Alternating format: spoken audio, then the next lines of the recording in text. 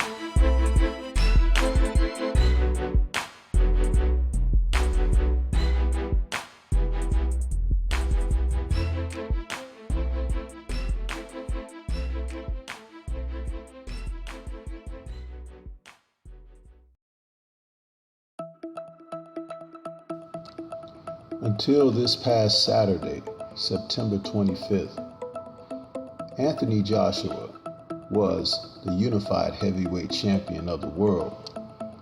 In his possession, he had the WBA, the IBF, the WBO, and the IBO heavyweight titles in his possession, even becoming a two-time world champion that saw him win his titles back from Andy Ruiz Jr. in December of 2019 after 6 months earlier he had dropped that title to Ruiz in his Madison Square Garden debut. Usyk, who has moved up from the cruiserweight division after becoming the undisputed cruiserweight champion, saw his opportunity to jump the line and become a part of history, doing something that no one since Evander Holyfield, become heavyweight champion after being cruiserweight champion for the majority of the belts at the heavyweight division, nearly undisputed, with only one belt left to track down. Usyk entered this fight as a challenger with a great deal of experience, having been a guy who in the 2012 Olympics secured the gold medal in London at heavyweight, while Joshua in the same Olympics medaled in gold at the super heavyweight division. A showdown between the two would seem inevitable with the success that both have had in their careers. But the one thing that you have to look at is Usyk, who entered the bout 18-0 with 13 KOs, has had the experience of being a fighter who has fought top opposition, not only in his amateur and Olympic career, but in his professional career. In his two heavyweight outings prior to challenging Joshua, he's faced Chaz Witherspoon in October of 2019, and then he also challenged Derek Chisora in October of 2020. Both of those fights saw him somewhat have a lackluster performance, but he still came out on top because he is a winner. One thing about Alexander Usyk is, being a southpaw, he can present a number of problems for fighters at the heavyweight division, but he has a skill set that cannot be denied. The problem with Anthony Joshua, it seems that Joshua would once again run into a situation where an experienced fighter who albeit a bit shorter than he, and I think that Joshua has trouble with shorter fighters for some reason, wasn't able to box with Usyk. It was reminiscent of the trouble that he had with Andy Ruiz Jr., to be honest. Fast hands, the shorter guy not being able to keep him within his sights or to lay his hands on him.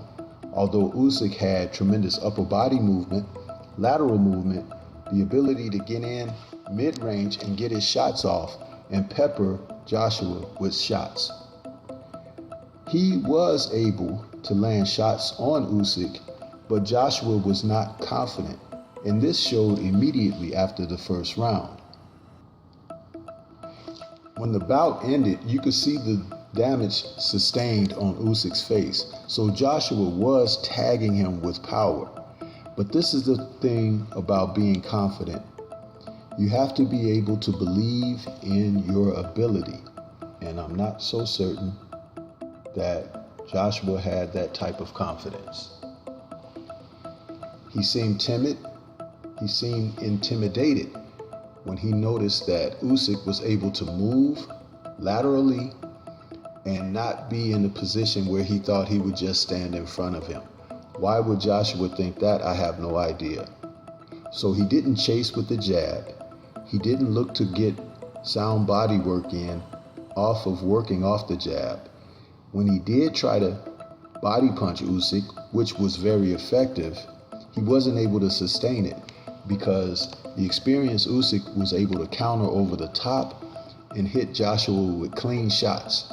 Now, he didn't have the normal heavyweight power that Joshua may have felt, but the punches were sharp, crisp, and they were effective, pinpoint accurate. Joshua's camp didn't have any answers for this in between the rounds during the corner. Usyk's people were inspiring him to continue to do what he was doing. And even in the middle rounds, where Joshua did come on somewhat, Usyk was able to make some adjustments and turn the bout into something that would be more beneficial for he, to be able to dart in and out, move side to side, while Joshua, who was knocked off balance several times, and even late in the fight appeared to be almost going down, he had his troubles. When this fight was made, I had said that Joshua was going to lose this fight. And it wasn't because I don't have faith in Joshua. I had spoken about he not improving his boxing skills.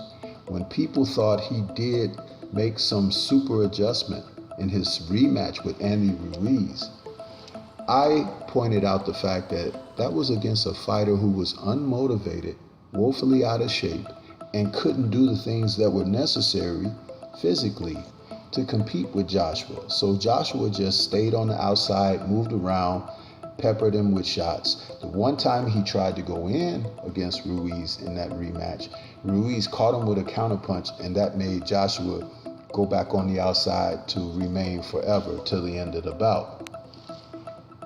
In this fight, I knew that those demons would come back to haunt and AJ.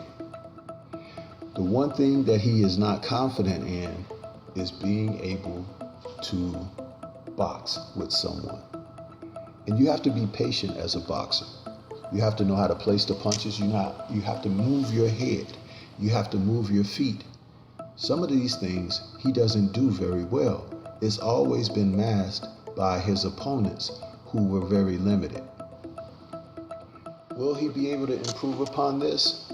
Since he's doubling down on the fact that his camp and he will go back to the drawing board and work on things, I don't think he will be able to improve.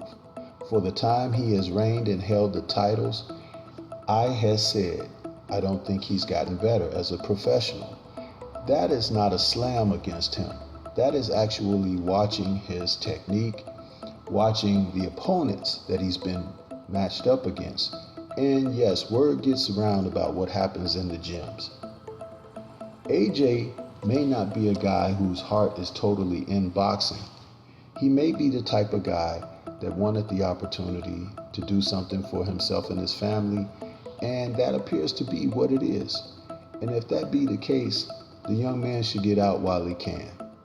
There are some hungry lions in the forest out here, and guys like Alexander Usyk who have proven to be winners and proven to be fighters. It's going to take more than just punching a guy hard or cutting him or even knocking him down like he did Andy Ruiz Jr., who then got up to fight harder. You have to have some substance, and this is revealed in his 2 losses, that AJ does have some issues that need to be corrected. As far as Alexander Usyk, salute to the man from the Ukraine. He came in and he conquered, mirroring what Evander Holyfield accomplished years ago when he knocked out Buster Douglas and became the undisputed heavyweight champion of the world. What's next for Usyk? I'm certain that people would love to see a showdown between he and Tyson Fury. Don't ask me why, you already know. But this is STORMYBMAN. Shout out to the LDBC, the Lions Den boxing community, and Liberated Perspective. For more content such as this, please like, comment, subscribe, and share. This is all I have for you at this time. For everyone that's out there, peace to you all, remain safe, and I'll catch you on the next one.